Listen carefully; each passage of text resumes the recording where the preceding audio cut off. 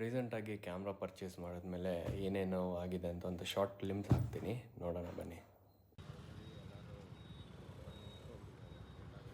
ನನ್ನ ಮಗನ್ನ ಸ್ಕೂಲಿಗೆ ಬಿಟ್ಟು ಬಂದ್ಬಿಟ್ಟು ಮತ್ತೆ ವಾಪಸ್ಸು ಎಳ್ನೀರು ಅಂಗಡಿಗೆ ಹೋಗ್ತಾಯಿದ್ದೀನಿ. ಟ್ರಾಫಿಕ್ ಅಂತೂ ಅಷ್ಟಕ್ಕಷ್ಟೇ, ಜನಗಳು ಸಿಕ್ಕಾಪಟ್ಟೆ ಫಾಸ್ಟಾಗಿ ಹೋಗ್ತಾಯಿದ್ರು. ಎಳ್ನೀರು ತೊಗೊಂಡು ಹಾಗೆ ನಾಗರ ಪಂಚಮಿ ಹಬ್ಬ ಇತ್ತು, ಜನಗಳಲ್ಲೇ ಪೂಜೆ ಮಾಡ್ತಾಯಿದ್ರು. ನಾನು ಹಾಗೆ ರೆಕಾರ್ಡ್ ಮಾಡೋಣ ಅಂತ ರೆಕಾರ್ಡ್ ಮಾಡ್ತಿದ್ದೆ.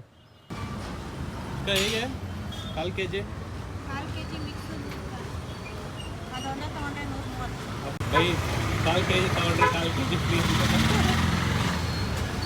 ಕೊಡಿ, ಕಾಲು ಕೆ ಜಿ ಕೊಡಿ. ಅದೇ ಎರಡರಷ್ಟು ದುಡ್ಡು ಹೇಳ್ಬಿಟ್ಟು ಫ್ರೀ ಕೊಡ್ತೀವಿ ಹಬ್ಬಕ್ಕ ಜಾಸ್ತಿ ಸುಮಾರು ಜನ ಹಾಗೆ ಮಾಡ್ತಾರಲ್ವ. ಬಾಳೆಹಣ್ಣು ತಗೋಬೇಕಾಗಿತ್ತು.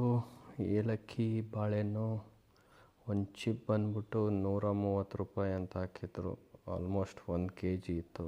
ಅದನ್ನು ತಗೊಂಡು ಮತ್ತೆ ಬ್ಯಾಕ್ ಟು ಹೋಮ್ ಹೋಗಬೇಕು. ಸೊ ಇದೆಲ್ಲ ಆದಮೇಲೆ ಇನ್ನೊಂದೇನಪ್ಪ ಅಂದರೆ, ನಾವು ಇರುವಂಥ ಒಂದು ರೆಂಟ್ ಮನೆ ಬಂದ್ಬಿಟ್ಟು ಓನರು ಇವಾಗ ಅದನ್ನು ಸೇಲ್ ಮಾಡ್ತಾ ಇದ್ದಾರೆ. ಅದನ್ನು ಆಲ್ರೆಡಿ ಅಗ್ರಿಮೆಂಟ್ ಎಲ್ಲ ಆಗಿ ಪರ್ಚೇಸ್ ಮಾಡಿದ್ದಾರೆ. ಸೊ ಹಾಗಾಗಿ ಮತ್ತೆ ಇನ್ನೊಂದು ಬಾಡಿಗೆ ಮನೆ ಹುಡುಕಬೇಕು. ಅದನ್ನು ಹುಡುಕೊಂಡು ಹೋದಾಗ ಅಲ್ಲಿ ನೋಡಿದ್ರೆ ಓನರ್ ಇರಲಿಲ್ಲ. ಓನರ್ ಫೋನ್ ಮಾಡಿದ್ವಿ, ಆಮೇಲೆ ಮತ್ತೆ ಸಿಗೋಣ ಅಂತ ಹೇಳಿದರು. ಸೊ ಇದೊಂದು ಹುಡುಕಾಟದಲ್ಲಿ ಮನೆ ನೋಡ್ತಾ ಇದ್ದೆ. ಮನೆ ಈ ಥರ ಇದೆ, ಸ್ಪೇಷಿಯಸ್ ಆಗಿದೆ. ನೋಡೋಣ, ಪ್ರಾಬ್ಲಿ ವರ್ಕೌಟ್ ಆದರೆ ಇದೆ ತಗೊಳ್ಳೋಣ ಅಂತ ಅಂದ್ಕೊಂಡಿದ್ದೀವಿ. ಇದನ್ನು ಬೇಕಾದ್ರೆ ನಾನು ನನ್ನ ಡೈಲಿ ವ್ಲಾಗ್ಸಲ್ಲಿ ಹಾಕ್ತೀನಿ. ಫ್ರೆಂಡ್ಸ್, ನನ್ನ ಮಗ ಏನು ಮಾಡ್ತಾ ಇದ್ದಾನೆ? ಏನಪ್ಪ ಮಾಡ್ತಾ ಇದೆಯಾ? ಆಯಿತಾ ತಿಂದಿದ್ದು? ಸೊ ಆ ಕಡೆ ವೈಫ್ ಅಡುಗೆ ಮನೆಯಲ್ಲಿ ಕೆಲಸ ಮಾಡ್ತಾಯಿದ್ದಾರೆ. ನನ್ನ ಮಗ ಟಿ ವಿ ನೋಡಿಕೊಂಡು ನಾನು ತಿಂತಾ ಇದ್ದ ಇಷ್ಟೊತ್ತು.